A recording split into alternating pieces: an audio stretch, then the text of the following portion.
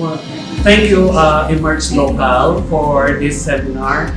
Actually, we have a lot of takeaway for today, but what the most important thing is that now we understand how Facebook marketing will help our business, our endeavors. The entire presentations of the trainers really inspires us on how to do it, try doing it, and then hopefully we're coming back for more because we still have a lot of our downlines to really understand it on more practical level, on the more easiest way.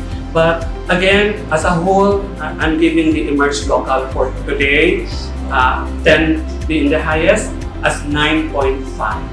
Thank you so much!